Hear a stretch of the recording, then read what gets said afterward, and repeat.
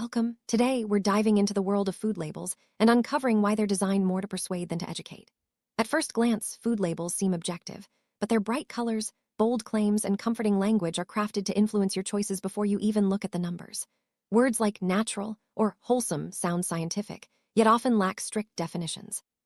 To truly understand what you're buying, it helps to approach labels like a scientist, treating every claim as a hypothesis that needs evidence, not as a conclusion to accept.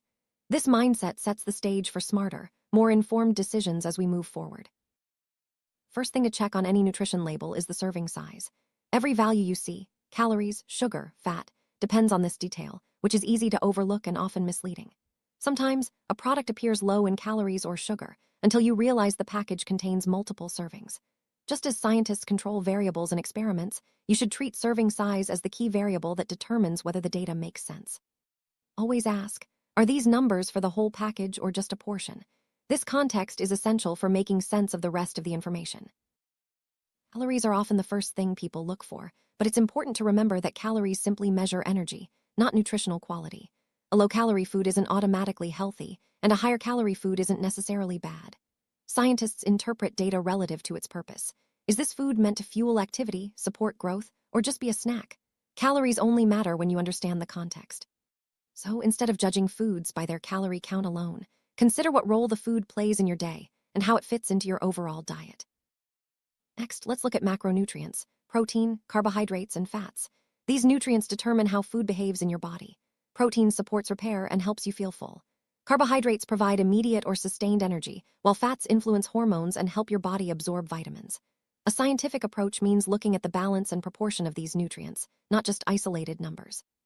By understanding the role each macronutrient plays, you can better assess whether a food fits your needs, whether you're looking for energy, recovery, or satisfaction. When it comes to sugar, not all grams are equal. Total sugar includes both natural and added sugars. Added sugars are introduced during processing and provide calories without much nutritional value. Scientists separate variables to understand their impact, and the added sugar line is one of the most informative parts of the label. It's worth paying close attention to this, as added sugars can quickly add up and influence your health more than naturally occurring sugars found in whole foods.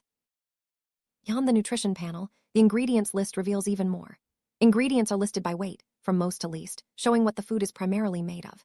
If you see a long list with unfamiliar terms, it often means heavy processing. Repeated forms of sugar or fat can also indicate formulation strategies.